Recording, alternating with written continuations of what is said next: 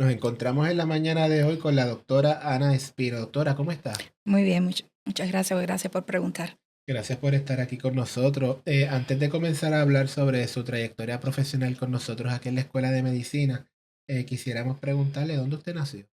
Bueno, pues yo nací en La Habana, Cuba, una islita bastante cercana a nosotros, a Puerto Rico. Y creció y se desarrolló allá en Sí, Cuba. por supuesto, toda mi vida, toda mi carrera, mi infancia sobre todo, mis estudios primarios, secundarios e inclusive universitarios y hasta mi doctorado los hice en La Habana, Cuba. Y ya que usted vive aquí con nosotros en Puerto Rico, ¿podría contarnos de sus recuerdos, cómo era el asunto académico allá en Cuba? Bueno, yo tuve la gran suerte, y debo decirlo así, de nacer en una etapa donde ya había triunfado la revolución. Y la educación siempre había sido una prioridad del gobierno entrante. Y yo tuve un privilegio importante de haber crecido en un momento en el que la educación en Cuba era una prioridad y recibí una educación de excelencia, honestamente. Y así también fue en la universidad. Hice mis estudios universitarios con excelentes profesores y luego fui, obviamente, hice mi doctorado en el Instituto de Medicina Tropical, donde fui, obviamente, designada y seleccionada para trabajar y formarme como científica. Así que en ese momento también la Organización Mundial de la Salud estaba dando muchísimo dinero para apoyar las investigaciones en biotecnología en La Habana, bueno, en Cuba en sentido general, y se había fundado lo que era el Polo Científico del Oeste. Y bueno, se hicieron el Instituto de Biotecnología, el Instituto de Vacunas, el Instituto de Ciencias Moleculares, y todos esos institutos formaban parte de lo que se llamaba, o se llama todavía, el Polo Científico. Yo tuve el privilegio de ser de los primeros que entraron a ese tipo de formación académica y científica. Y tuve muchas asesorías de profesores, algunos estadounidenses, pero la mayor parte de europeos. Doctora, le pregunto por curiosidad, durante su formación académica, esa transición que tenemos aquí en Puerto Rico de la escuela superior, bachillerato, en la universidad, maestría, ¿funciona igual en Cuba? Es muy diferente, absolutamente diferente.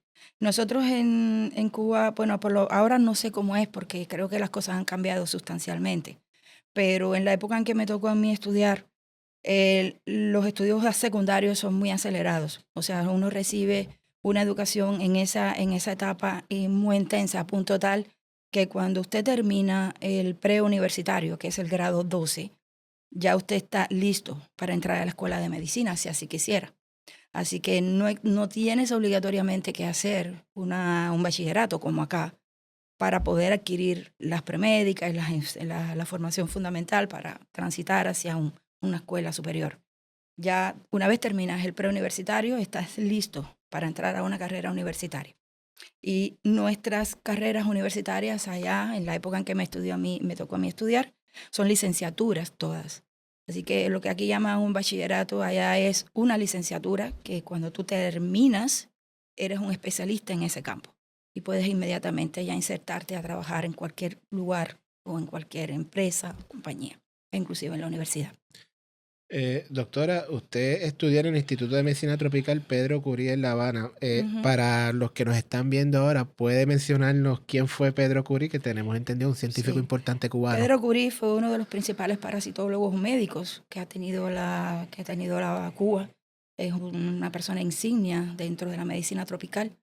Y él llevaba una revista, según recuerdo, siempre nos dijeron eso cuando entrábamos al Instituto de Medicina Tropical, que se llamaba la revista Curie, una revista prácticamente donde se editaban o se publicaban todos los hallazgos científicos que había en aquel entonces. La medicina en Cuba era, o sea, éramos el ejemplo, diríamos, dentro de lo que era el Centroamérica y del Caribe en investigaciones de punta para entonces. Y él llevaba todas las investigaciones tropicales, de las enfermedades tropicales. Que bueno, lamentablemente después del triunfo de la revolución, se consideró que la parasitología ya no era importante y se habían eliminado las enfermedades importantes y por decreto oficial pues se cerró el Instituto Curie de La Habana. y la cátedra de parasitología de La Habana.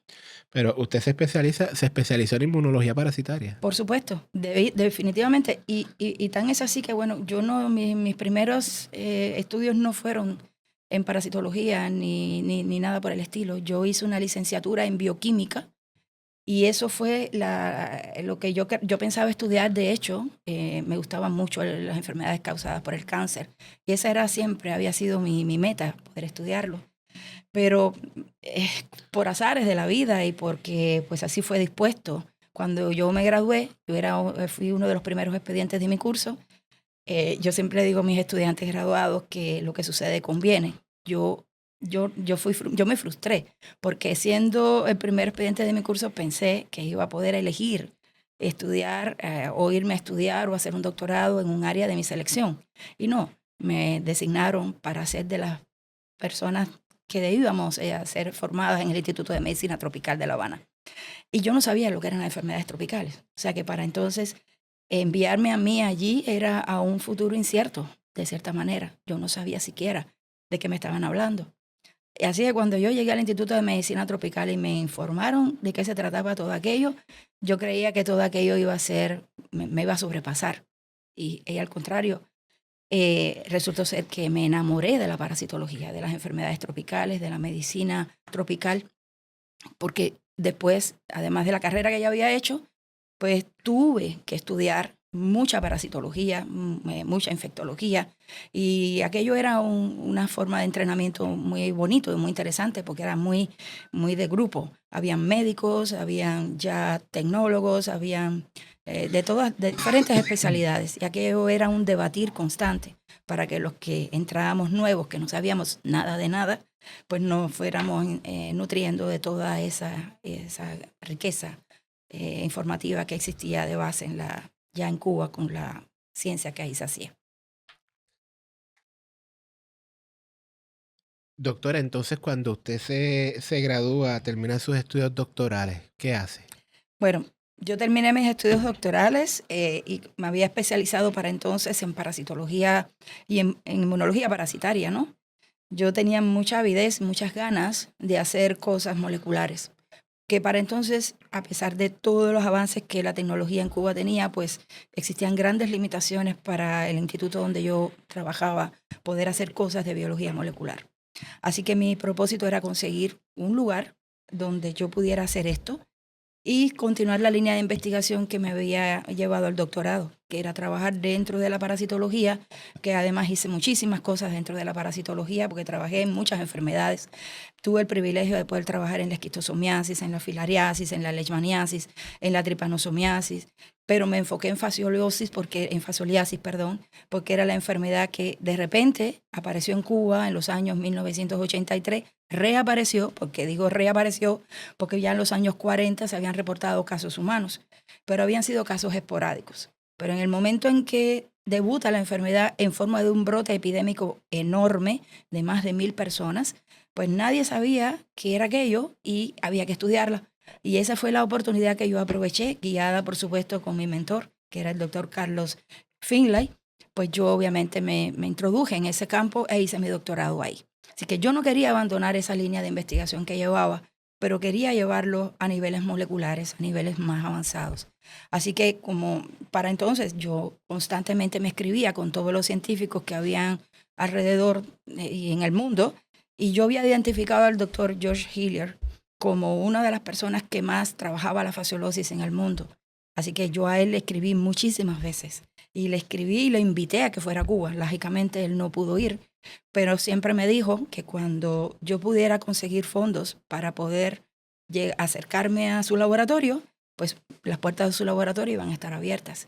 Así que mi afán fue conseguirme una beca que me acercara a Puerto Rico para poder continuar lo que yo había iniciado en Cuba. Esa iba a ser mi próxima pregunta, ¿cómo llegó a Puerto Rico? Pues yo llegué a Puerto Rico a través de una beca de la Universidad de las Naciones Unidas. Yo ya desde entonces yo buscaba por todos lados quién me pudiera financiar una beca que fuera en Estados Unidos, porque yo sabía que Puerto Rico y Estados Unidos pues eran Puerto Rico era un estado libre asociado. Bueno, pues fue una tarea difícil, pero para mi sorpresa, la Universidad de las Naciones Unidas tenía una larga lista de países en los cuales podíamos colaborar, excepto Estados Unidos. Y Puerto Rico estaba en esa lista. Fue una sorpresa. Yo dije, yo mejor, esto tiene que haber sido un error. O ellos no se han enterado que Puerto Rico es un estado asociado. Pero yo no quise preguntar. Yo simplemente apliqué, sometí mi propuesta, se la consulté al doctor Hiller si le parecía correcta o no. El doctor Hiller me dijo, perfecto, ven para acá, me parece interesante lo que me estás proponiendo. Y pues aquí estoy. Desde que llegué, pues yo estuve en su laboratorio y ahí hice toda la parte molecular que yo no había podido hacer en Cuba. O sea, trabajar con el genoma, identificar nuevas proteínas, escudriñando dentro del genoma de una librería de genes de Fasciola que él tenía. Y quiero decirle que en el mundo creo que hay muy pocos laboratorios que tienen una librería de genes de Fasciola hepática y él tenía una de ellas. Así que era para mí algo increíblemente una oportunidad que yo no quería desaprovechar. Y tuve la suerte de que la Universidad de las Naciones Unidas me dio la beca. Y comencé mis estudios postdoctorales en el laboratorio del doctor Hiller. Dentro del programa de estudios graduados. Sí, exactamente. Ya cuando uno hace un postdoctorado, ya es postgraduado. Es cuando ya uno terminó su doctorado y uno comienza a entrenarse en otras tecnologías y a expandir sus conocimientos en otras áreas donde antes no había incursionado. Y sin apartarme de la parasitología, que siempre ha sido el foco de mi atención, pues yo lo que hice fue ya avanzar más en los estudios de inmunología, pero enfocarme más entonces ahora en la parte molecular. O sea, cuando usted empieza a hacer sus investigaciones aquí, usted tiene esa combinación, digamos. Correcto. Yo venía con la intención de aprender técnicas moleculares y avanzar en ese campo, pero sin abandonar la inmunología que me apasionó desde el primer día que la conocí. Doctora, para los que nos están viendo en estos momentos, ¿nos podría explicar qué es la biología molecular? Bueno, la biología molecular es el análisis de la vida a nivel básico. Es la vida a nivel de macromoléculas, las interacciones todas las macromoléculas que componen la interacción entre el ADN, el DNA y las proteínas como los lípidos, carbohidratos, etc. Pero mayormente las interacciones entre macromoléculas, es la vida a nivel básico, como ocurre a nivel celular. Y gracias a que los avances se descubrió el DNA y después se desarrolló las técnicas de amplificación que se conocen como PCR, pues la biología molecular ha desarrollado metodologías vertiginosas, se ha desarrollado vertiginosamente.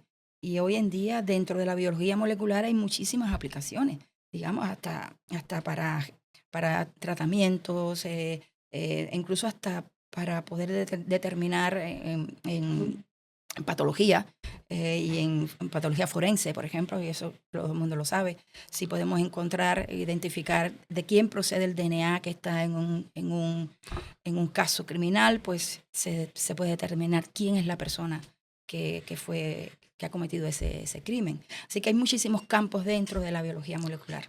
Y dentro de la biología molecular, identificar nuevos genes que codifican para proteínas que son esenciales en el ciclo vital de un organismo, ya sea parasítico o viral o bacteriano, es esencial porque identificando esa molécula y sus interacciones con otras, uno podría desarrollar nuevos tratamientos o incluso vacunas.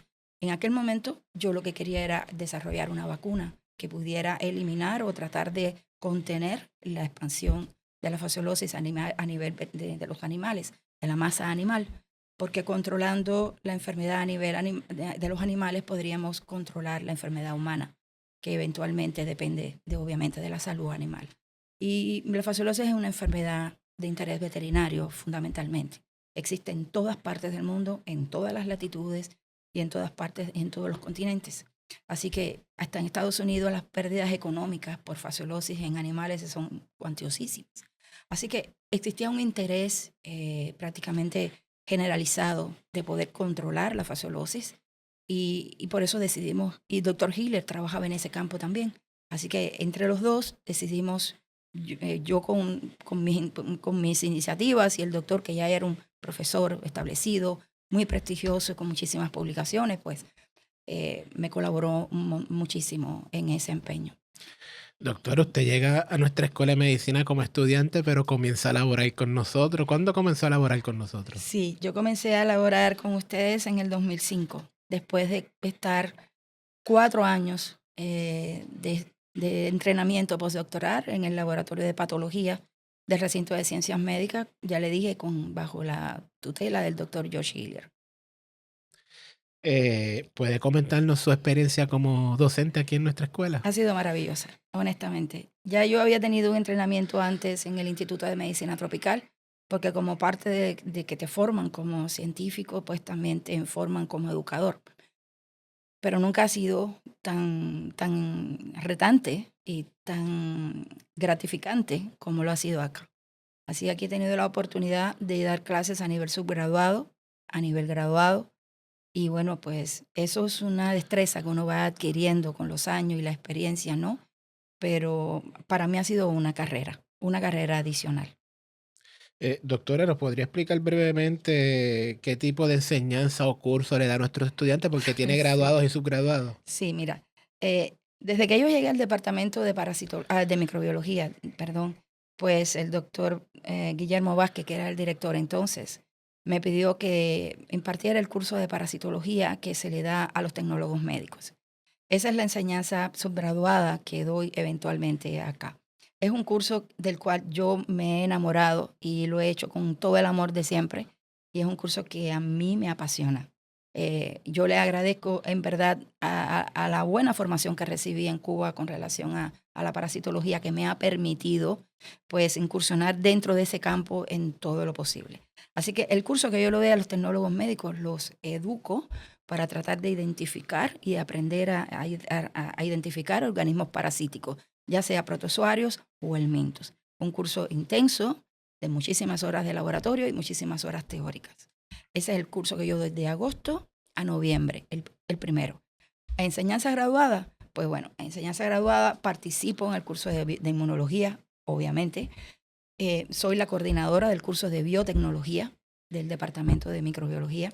Ese curso de biotecnología abarca todas las partes importantes de la biotecnología, de los avances más significativos de la tecnología y la tecnología de punta que podamos entrenar a los estudiantes. Y vamos desde lo más básico, que son los cultivos bacterianos, hasta la expresión de proteínas recombinantes, la producción y purificación de proteínas recombinantes, el clonaje molecular, obviamente, los diseños de vacunas, la citometría de flujo, técnicas inmunológicas, proteómica.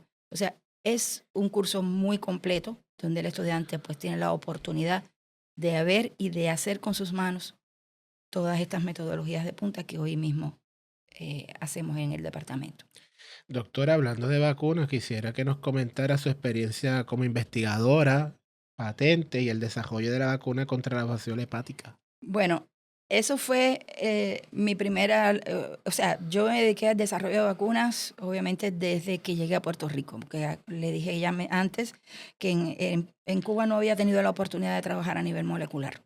Así que cuando yo llegué acá, mi afán era poder revisar la librería de genes que el doctor Hillier tenía y tratar de encontrar moléculas que pudieran servir como vacuna. Ya él tenía una identificada, que era la proteína FH15 que él usaba, y nosotros descubrimos a través de mis estudios postdoctorales otra proteína que pertenece a la familia de las apocinas. A esa proteína nosotros las hemos caracterizado y incluso yo en mis estudios pude, y tenemos publicado todo eso, pudimos hacer vacunaciones en modelos animales, en ratones, en conejos, y estábamos a punto de poder hacer pruebas en animales más grandes, como ovejas, en vacas, etcétera. Y llegó el momento en que tuve que interrumpir la investigación, porque el proveedor que teníamos de metacercarias, que son las formas infectivas, que nos pues, permite a nosotros infectar a los animales, pues cerró su laboratorio y me quedé prácticamente sin tener un proveedor de esas formas infectivas, que sin eso no puedo infectar a los animales y corroborar si mi vacuna funciona o no funciona. Así que me quedé en ese momento prácticamente paralizada sin poder avanzar más. Ahora mismo estoy volviendo a retomar ese tema con unas colaboraciones en Argentina, por ejemplo, que a donde acabo de regresar, donde ellos sí tienen todo montado y me pueden colaborar para eso. Así que mis desarrollos de vacuna pues se vieron detenidos hace 5 o 6 años debido a este inconveniente, porque no existen proveedores de metacercarias en Estados Unidos, no existe. Ya el que existía cerró y no tenemos más. Así que tenemos que recurrir a proveedores de Sudamérica, de Centroamérica, y no existen un flujo muy fácil de lograr que esas personas te provean y tú recibas de una manera rápida y como es debido, pues es muy difícil. Entonces no he podido continuar. Doctora, para ese tipo de investigación y desarrollo es necesaria la financiación. Por Cuéntenos supuesto. sobre los grants que usted ha tenido que Bueno, trabajar ya yo he para. tenido que, gracias, tuve en varios, desde que llegué a Puerto Rico, tuve 2 grants muy buenos para el desarrollo de vacunas contra fasciola hepática. Y ya le digo, lo llevé hasta un punto en que estábamos ya casi a comenzar un estudio de modelos más grandes, cuando sucedió la eventualidad con la que no contaba.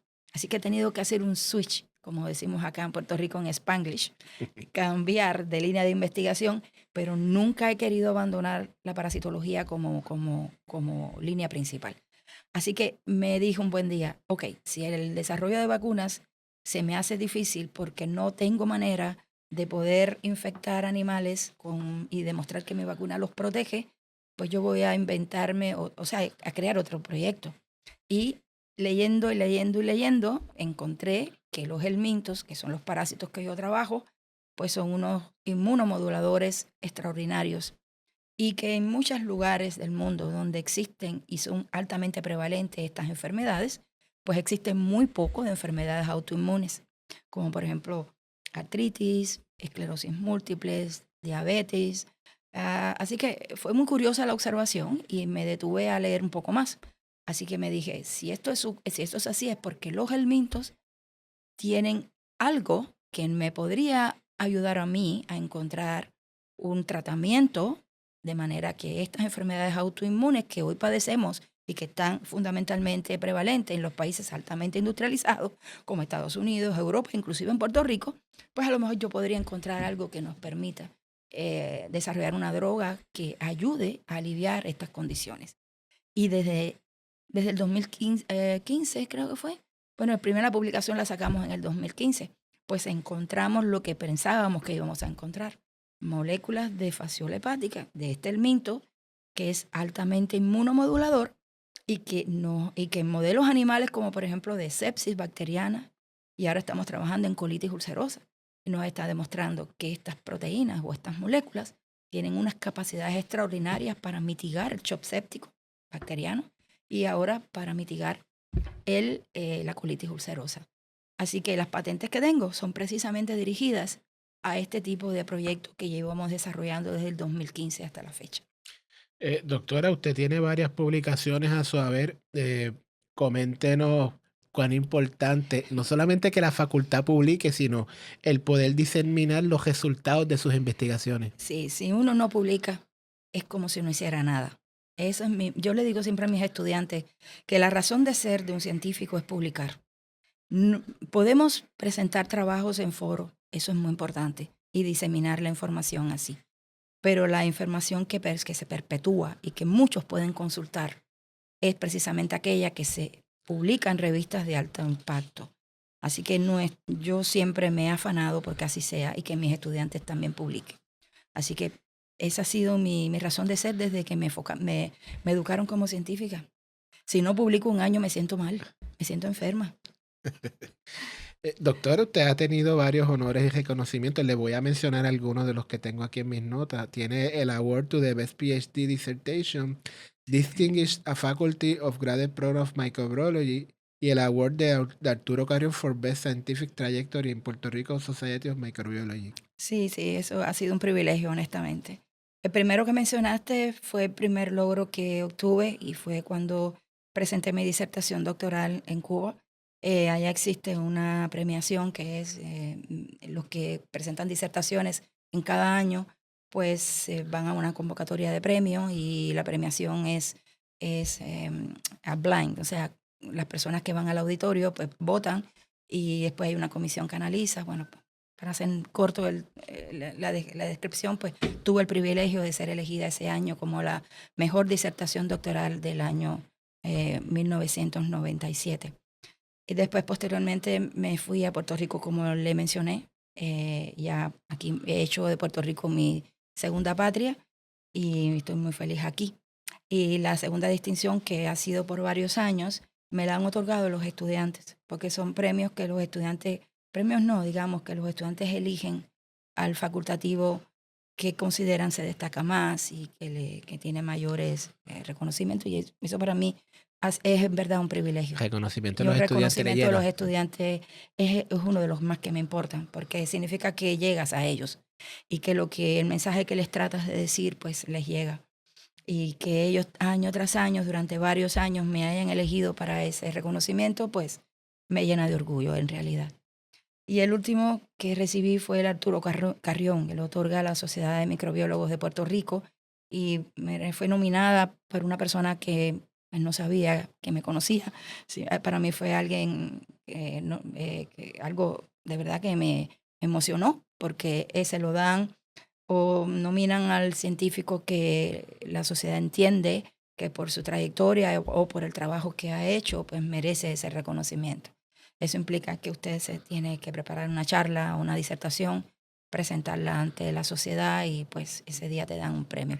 Fue el día más hermoso de los que he vivido en los últimos años y le agradezco a la sociedad por haberme dado ese premio.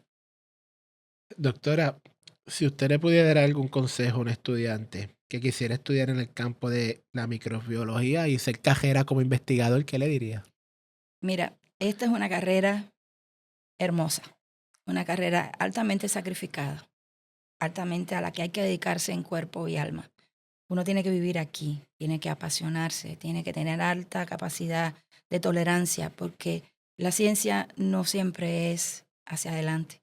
La ciencia tiene retrocesos, frustraciones, y uno tiene que ser capaz de tolerar todo eso e ir siempre con la meta de que tenemos que lograr avanzar. Así que es una carrera a la cual yo exhorto a los estudiantes que se enamoren de ella, sepan que existe y que es un camino hermoso para seguir. Y es un camino muy gratificante. Saber que has obtenido un resultado detrás de cada gran logro o de cada medicamento que se sale al mercado o cada vacuna que sale al mercado, hay un ejército de científicos que son prácticamente los artífices de todo eso. Y esa es la principal gratificación que sentimos, que algo que hacemos llega y puede en algún momento constituir una solución a una enfermedad importante. Eso para cualquiera que estudie este tipo de carrera tiene que ser un estímulo y un acicate. Así que tiene que venir a estudiar esta carrera con esa pasión y mucha pasión. Eso es lo que entiendo. Doctora Ana Espino, muchas gracias por estar con nosotros en el día de hoy. Gracias por la invitación. Muchas gracias.